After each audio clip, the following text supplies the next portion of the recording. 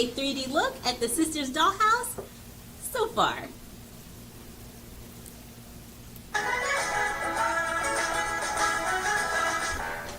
I'm gonna do a little commentary while you take a look around. First, I have to close the sky here. I wrapped paper all the way around the dollhouse to kind of give it the look that it's like in its own little world. We decided to put the 3D camera in the middle of the dollhouse so you can kind of see the living room, the kitchen, the TV area, and a little portion of the backyard. You can even see the stairs if you look over off into the corner. And that is the Darbie show playing on the TV that we did in the doll TV room. I love that we were able to give them a real working TV by using our cell phone. It was just like, you know, for the longest time I was using their TV.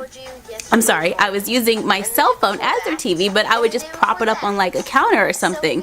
And I was like, there's gotta be a way that we can hang it on a wall so that they could have a hanging TV, you know, a flat screen TV, and I can still have my cell phone. So that's when we came up with the idea to use Velcro to attach it to the wall with a dollar store phone case. It's like one of my favorite finds ever.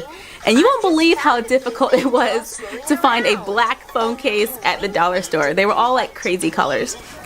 But it was really important to me to get a black one. Then we built the whole wall around the TV. That is in a video. You can go look up the Sisters Dollhouse TV room and you can see how we put that whole area together. Those pictures on the wall, I got those from our Dover catalog. I love Dover saddlery. It's where I buy some of Little Froggy's horse supplies. And recently their catalogs have been crazy insane with like gorgeous photos, and so I've been using them all over the dollhouse. You can even see them in the living room area. So if you go look at where Chloe's sitting, you can see there's artwork all over the wall, mainly horses, and they are all also from that catalog. So when I set up this room for all of you to see, I try to put some fun stuff all the way around. See if you can find the Beauty and the Beast table with the bell jar and the rose. Does anybody see it? I see it because I put it there. But anyway, look for that. I just really love adding little fun details to our dollhouse. I know it's silly, but it's fun.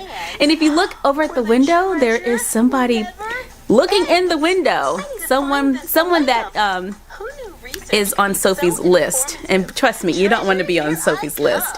And this person is on her list. It's an interesting character that we recently brought back after being gone for quite a while.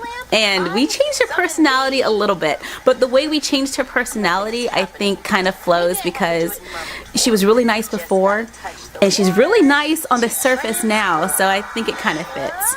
So she's over there in the window along with one of our awesome Breyer deer.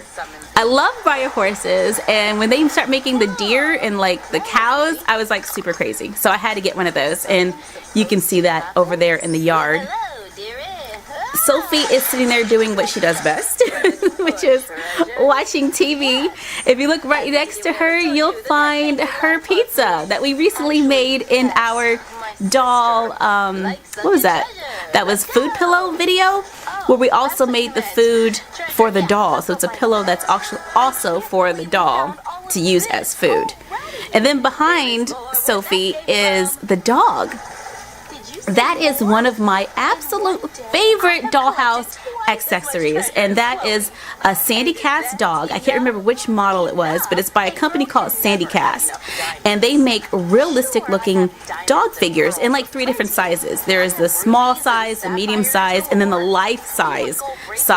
So this is the small size that we use for the Sisters Dollhouse, and for a lot of our photography you'll see these Sandy Cast dogs all over the place. You can find some of them on Amazon, and they have a website, but I found it at a specialty dog boutique, and that's where I got mine. And then if you look right in front of the dog, he has his little chew toy there, which is the rabbit Snowball from The Secret Life of Pets. So we're pretending like it's a toy and not the actual rabbit, because then that would just be awful if the dog is chewing on a real rabbit. And then as we look around the room, I guess we'll go over to the couch. And the ottoman poof, the pizza is sitting on the ottoman poof, and that was a really fun craft. That you can look up that video.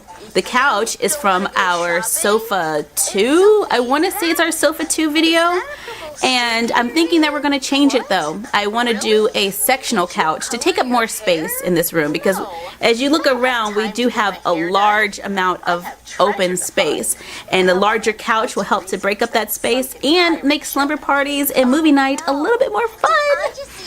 Up above the couch we have some shelves with some plants and some more horse pictures. Then right next to it we took the table from our doll craft room video. It's like the work table in that video, and the chair, and we use it as a desk in the Sisters Dollhouse. We actually have 2 of those desks in this house if you can find them. There's one right here, and the other one is in the far back corner, and Sophie uses it for her video games, because you know Sophie loves video games. Then we have the laptop. The laptop on the desk, and that was also in the video game room. And on top of the table, look who's there! You see that? That is Chip, the new Chip from the live action movie Beauty and the Beast, which I love. I absolutely love. I have like 2 Beauty and the Beast Easter eggs in this dollhouse right now. I think there's only 2. I only count 2. Yeah. And so Chip is sitting there on the desk. So if you're on the computer surfing, the dolls have their cup of tea, which is Chip. And I thought that was a cute little detail. Then we have the stairs that literally lead to nowhere. The stairs go all the way upstairs to a floor of nothingness. On the other side of the stairs, we have a little nook, which we use for our little kind of like Harry Potter room kind of thing. Chloe also goes in there to like escape from Sophie from time to time. That's pretty awesome. Then there's a little white cat. Do you see the little cat? The cat is super cute, and that is also by Briar. I like the cat. It's all white. We don't really show the cat much on the Darbie show or in the videos, but it was sitting on my dresser or in the craft room, and I was like, we just gotta throw it in there because it's interesting and it just, you know, adds little something extra to the room. The dad is sitting at our beach table. In a video a long time ago, we made the beach, I think it was called the beach table and chairs. Beach house table and chairs. It is made completely of paperboard, like cereal boxes, cracker boxes, pasta boxes, pretty much anything that comes packaged in a thin box that's in the grocery store, you can use that. That's all paperboard. And we made that entire table out of paperboard. Then we painted it and we sanded it all kind of rough to make it look distressed, and it made an adorable little table that's really inexpensive. It does take a lot of time though. It was a little time consuming to make all those cuts. But it is one of my favorite tables because of all of the texture.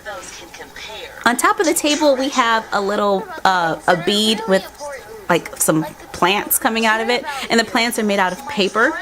I love using beads for vases because they're super easy to paint. I usually paint them with like nail polish. You just put them like on a pencil or on a wooden dowel, paint it, let it dry, instant vase once you stick a plant in it. Behind the dad we have some pictures on the wall with little seashells, and we incorporated the seashells into this room because, in case you didn't know from the Darbie show playing right now, Sophie and Chloe turn into mermaids when they get wet, just like from H2O. And so you're going to see little touches of ocean life or mermaid culture to represent the fact that Sophie and Chloe are mermaids when they, you know, get in water. I thought that was kind of fun. Then on the refrigerator, which is our working refrigerator that we originally made in our doll kitchen in a box, well, we totally took apart that entire kitchen and we made the new Sisters Dollhouse using a lot of the pieces from that video. And the refrigerator, I really didn't do anything to. I literally just cut it out of one box and glued it into another. And the refrigerator opens, and on the very front of the refrigerator there is a little tiny picture. It looks like a little girl with a blue background That is little Froggy. She painted that when she was little. And I thought that was the sweetest thing ever. I use it in doll houses. I think it's even in our doll art studio or art classroom. But she actually made that little tiny picture. It wasn't little when she made it. It was a big picture. And then I shrunk it down and I use it in my doll houses because it just helps to bring us into our doll world. And I love seeing little bits of our personality here and there in the little world that we also create. We go into the kitchen, which I changed to all faux cabinets. I know, a lot of people were screaming when I did that. They loved the fact that the cabinets originally opened in the first kitchen. But I like the faux cabinets better because they just stay organized. The cabinets are always closed. I don't have a lot of gaps. It looks super clean and neat. Of course, make open cabinet doors all day long. That's why we made the video for the people who love the cabinets to open. And I totally understand that because you can store everything in there. But for me personally, I love faux cabinets. The refrigerator wouldn't even open if it was up to me. It would be a faux refrigerator, which is horrible. And sometimes we do show Sophie going into the fridge since it's there. But faux cabinets, doors, and all that, it just, for one, it makes the crafting faster. It looks great. You can get more intricate with some of the cuts. I mean, obviously you can do this with real drawers and cabinets if you wanted to, but it's going to take a lot longer. I think that original kitchen took me like 5 days. And that's a long time for me to be crafting on one project. And that's because I focus on one project at a time and I go from start to finish a lot of times. Sometimes I do more than one at a time, depending on what it is. But that kitchen was like insane. After I made it, I was like, I don't even want to look at it anymore. And it took me like a couple of weeks until I went back to that kitchen. I was like, oh, okay, you know, it's okay. But eventually I changed it because I like white cabinets, and we used wood in the first one, and I wanted white cabinets, so I had to change it. The stove works. The stove does open and close, and there's a stove top. I mean, the oven opens and closes, and then there's a stove top.